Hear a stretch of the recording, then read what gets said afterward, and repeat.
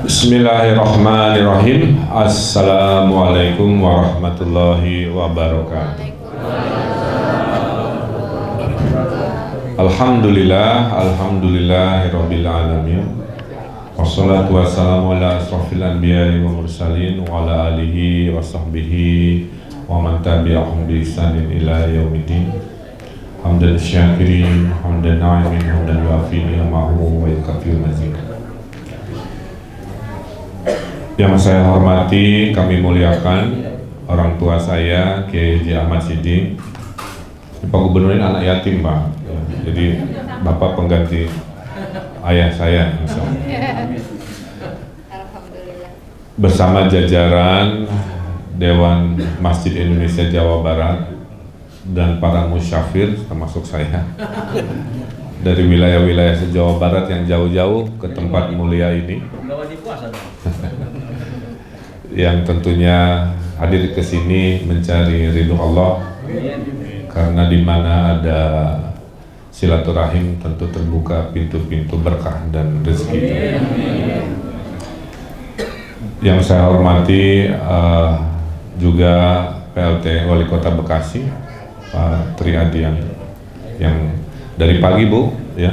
Ini sama juga tiap pidato wali kota, pidato gubernur, jadi pidato kelima, ya. Ini kondisi baterai tinggal 5% nih, sisa 5%. Nah, pagi-pagi subuh datang saya ke sini meresmikan pasar, ya, 14 miliar digelontorkan. Ternyata saya baru tahu waktu saya gratiskan ke pedagang, ternyata baru pertama kali, ya. Jadi kan uang rakyat kembali ke rakyat, Bu, ya. Jadi negara tidak boleh berbisnis. Yang betul itu negara meringankan beban rakyat. Makanya minggu lalu kita bikin aplikasi, Pak. Aplikasi pesan minyak goreng dikirim ke rumah.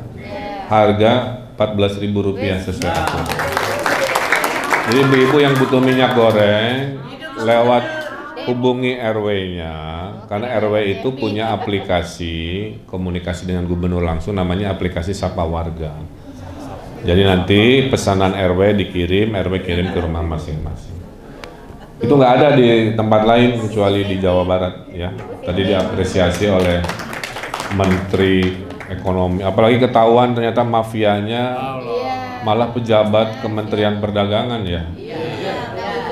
Jadi Pak, tanah Indonesia dijadikan kelapa sawit, perkebunan, tapi pas udah jadi dikirimnya ke luar negeri.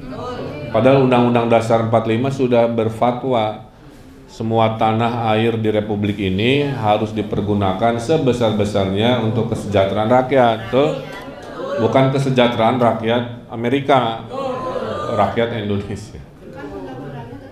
Betul. Betul. Nah, yang saya hormati Pak Wikanda juga selaku sesepuh kita semua berkenan hadir. Di sini saya juga dikawal oleh Pak Barnas. Ini Gubernur Jawa Barat juga, tapi bidang organisasi dan kesejahteraan rakyat, kira-kira gitu. Jadi kalau mau curhat, pintu pertamanya ke sini. Kalau ke sini mentok baru ke saya, kira-kira begitu. Karena gubernur kan ngurusin segala, Bu. Dari sajadah haram jadah diurus juga, ya. Dari ekonomi sampai jodoh diurus gubernur. Hadir di sini Pak Yudi Renaldi, ini adalah kepercayaan saya untuk mengurusi ekonomi rakyat Jawa Barat melalui bank yang namanya Bank BJB. Di Republik ini, Pak, jumlah bank itu ratusan, ya. Selama COVID, ini doa orang soleh, Pak. Selama COVID tahun 2020, semua bank rugi, Bu, kecuali Bank BJB bertangan. Saya nggak ngerti rumusnya. Semua rugi kecuali satu bank di Indonesia tahun itu yang malah profitnya naik. Ya. Jadi nggak ngerti rumusnya gimana, tapi ya itu faktanya. Mungkin karena Pak Gubernurnya betul-betul membina dengan baik dan juga doa para ulama, ya. Makanya saya bilang, buat apa saya punya bank? Ini bank milik saya, Bu, sebagai jabatan, ya. Kalau tidak dimanfaatkan. Beliau mewakili Pak Kapolda, Pak Gubernur. Oh siap, Pak Rois. Yang saya hormati tentunya Forkopimda yang hadir berkenan, ibu-ibu juga dari BKMM ya. Pokoknya ibu-ibunya lucu lah kalau seragamnya kayak begini tuh. Saya tahu lah buy one get one gitu ya. Kalau di Bandung Bu, gaya begini itu julukannya dua, satu cantik, dua modis, modal diskon.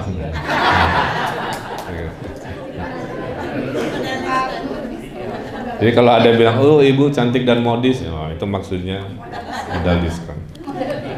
Bapak Ibu yang saya hormati, kita syukuri dulu berita-berita terbaru. Ya. Kita syukuri nih Bu.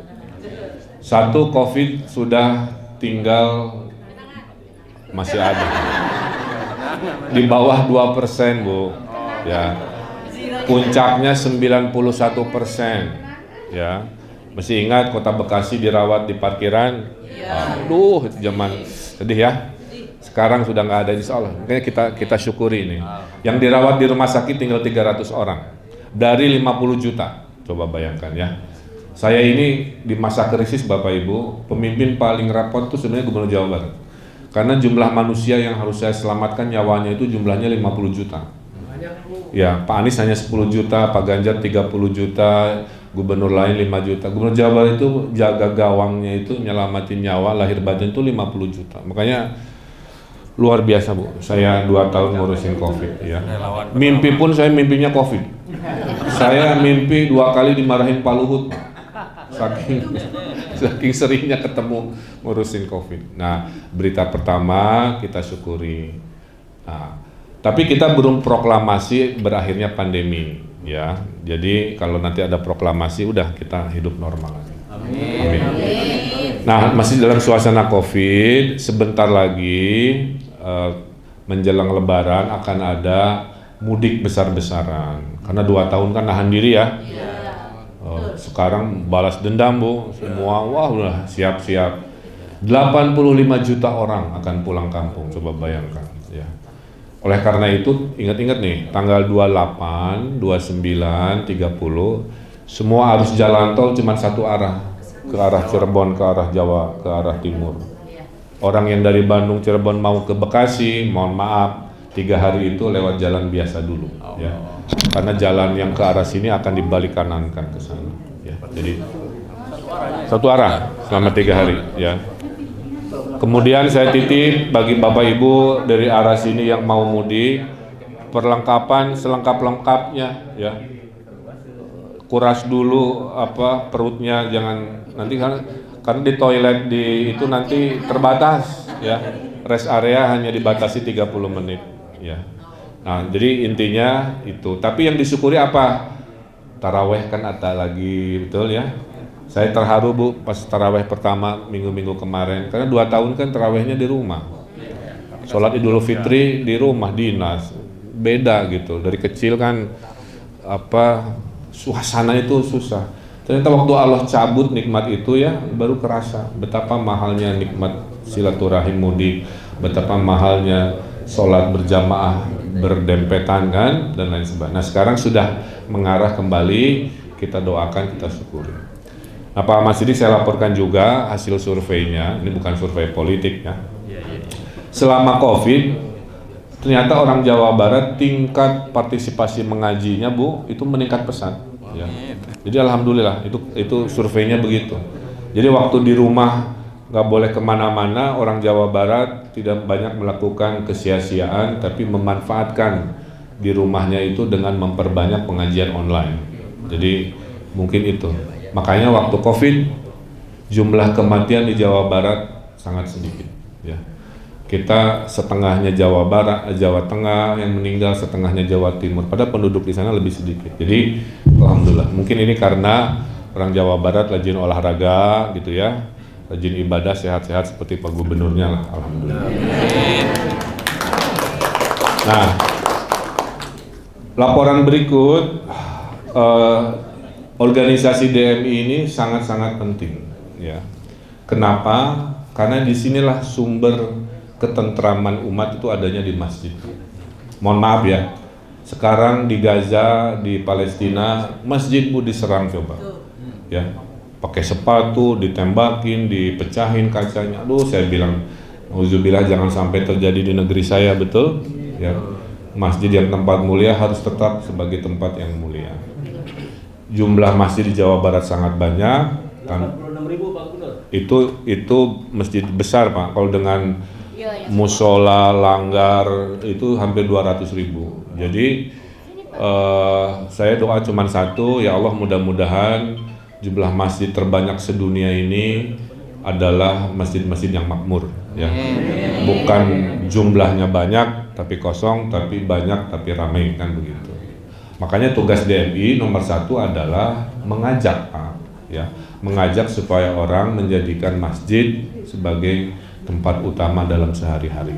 Amin, amin. Nah, masjid yang banyak ini tentunya menjadi tantangan, ya. Jadi Pak Ahmad Siddiq memimpin wilayah yang tadi jumlah masjidnya terbanyak se-Indonesia. Guru saya bilang begini Pak Ahmad Siddiq, Kang Emil katanya, kalaulah masuk surga itu cukup dengan bersahadat gitu ya, nggak usah ditimbang dulu soal pahala dosanya lah. Anggap dengan syahadat dijamin masuk surga, kira-kira begitu. Maka kalau itu Pak, di surga berarti penduduk surga itu paling banyak KTP Jawa Barat. Nah, Amin, amin, amin, amin.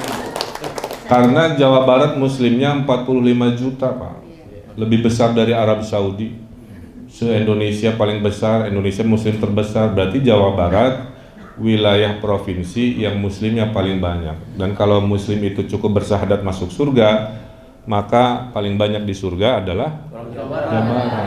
Di mana penjaga surganya namanya malaikat Ridwan. Jadi ibu harus baik-baik sama saya.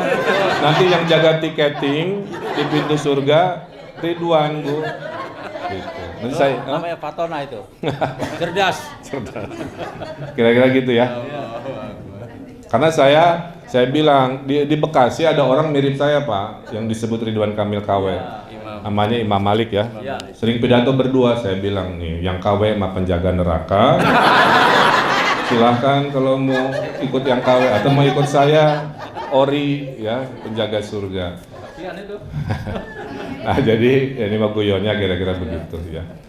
Nah, jadi intinya perbanyak memakmurkan. Yang kedua, organisasi harus gesit, setuju ya? Dan saya punya catatan psikologi Pak.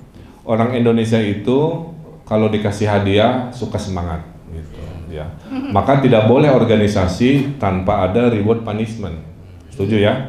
Nggak bisa dong yang berprestasi nggak dihargai, yang kurang berprestasi juga gitu-gitu aja disamakan haknya, itu namanya nggak adil. Dalam Islam, adil itu menempatkan segala sesuatu sesuai pada porsinya. Jadi yang bagus harus diapresiasi. Maka saya setuju dengan gagasan kita bikin, kalau setuju ya, DMI Jawa Barat Award, setuju nggak? Nanti bikin kriterianya, manajemen terbaik, takmir terbaik, itu ya, imam masjid terbaik, BKMM terbaik, nanti hadiahnya umroh, mungkin yang belum pernah umroh kan, nanti kita pikirkan sama-sama. Ada yang belum pernah lihat Ka'bah? Ada belum? Islamic Center. Ya, disolawatin Bu, insya Allah nanti Allah mengabulkan, karena takdir begitu kadang-kadang tidak kita duga. Nah, jadi nanti ada semangatnya Pak, ya, yang kurang mengikuti yang baik dan seterusnya lah, kira-kira begitu. Ya. Nah, jadi saya setuju itu, silahkan dilaksanakan Pak Siddiq secepat-cepatnya. Ya. Amin, insya Allah. Yang berikutnya tadi karena COVID sudah surut, ekonomi sudah membaik Pak. Ya, contoh paling gampang lah, itu pabrik mobil listrik yang keluar dari Karawang itu dipamerin di Kemayoran. Itu yang pesen dalam seminggu 1.700 mobil, coba. Berarti kan ekonomi. Nah, pajaknya Jawa Barat itu, pendapatan saya itu datangnya dari mobil Bu, kira-kira begitu. Jadi kalau mendengar berita itu saya senang kan, Karena selama COVID 2 tahun kami hilang 5 triliun per tahun, Bu. Coba bayangin, coba 5 triliun kalau direcehin, Bu. Habis ini gedung rumah gitu. Nah, karena sudah relatif normal, maka saya bilang ke Pak Barnas, itu hibah DMI secepatnya dinormalkan dan dicairkan. Amin. Jadi saya bilang paling telat bulan depan lah ya, dana turun. Wes. Bulan Mei. Lu udah paham aja Maybe lu? yes, maybe no. Nah, kalau kurang-kurang seperti biasa. Kalau kurang-kurang karena kalau dana APBD itu prosedurnya ribet ya. Pertama, ada namanya Bank BJB gitu. Jadi silahkan dan sudah saya arahkan. Kalau ada kegiatan-kegiatan dadakan apa ya Pak Yudi ya, tolong dibantu DMI. Jadi ada pintu kedua, pintu rezeki kedua itu. Makanya baik-baikin Pak Yudi, Bu. Ya. Nah, itu kemudian terakhir dari saya titip ini aja. Kalau urusan politik takdir kayak saya Pak ya, saya jadi gubernur nggak pernah cita-cita, Bu. Saya mau cerita aja. Saya nggak pernah cita-cita sedikit pun jadi wali kota, jadi gubernur. Saya dulu itu adalah cita-citanya jadi arsitek dan Allah sudah kabulkan dengan pendidikan formal kan begitu ya, punya kantor, punya karyawan. Tapi dulu saya warga Bandung yang marah gitu, kotanya kotor, maaf ya, beritanya korupsi, taman dipagerin, gelap malam-malam, begal ini, kesel gitu. Saya bilang gimana cara merubah? Ya harus direbut kekuasaan. Harusnya gimana? Ya harus ikut pilkada, Kang Emil, kira-kira gitu ya. Belajarlah saya apa itu pilkada, kira-kira begitu. Singkat cerita, Allah kabulkan ikhtiar saya jadi wali kota, kemudian Pak Aher selesai jadi gubernur, terus ibu saya cerita, anakku kamu mah berhasil insya Allah kalau ada ruang kosong gitu. Saya bilang ruang kosong apa Umi? Ruang kosong tuh kalau udah nggak ada incumbent. Jadi wali kota Bandung 2 periode saya masuk menang. Gubernur Jabar Pak Aher sudah 2 periode masuk saya menang. Nah, saya nggak lanjut kalimatnya, cuman kalau nasihat Umi saya benar gitu ya, bahwa saya berhasil kalau ada ruang kosong ya, barangkali gitu ya. Di Lauh Mahfuz tertulis sebuah nama gitu. Nah, poin saya adalah begini, bukan soal itunya. Poin saya adalah saya titip masjid jangan bertengkar, setuju ya? Menjelang 2024 pasti panas, kita kan udah pengalaman nih. Jangan sampai punten ya, jamaah terbelah gitu ya. Terus akhirnya dakwah tidak kondusif. Nah itu nanti pahala dosanya ketua DKM tuh kalau tidak bisa mengatur ya ceramahnya jenis apa, masyarakatnya malah jadi terbelah. Jadi masjid jangan jadi pembelah umat, setuju ya? Menjelang tahun-tahun politik, justru harus jadi penyejuk, jadi pemersatu. Itu titipan terbesar saya. Karena Jawa Barat terkenal semuanya aman tentram Pak.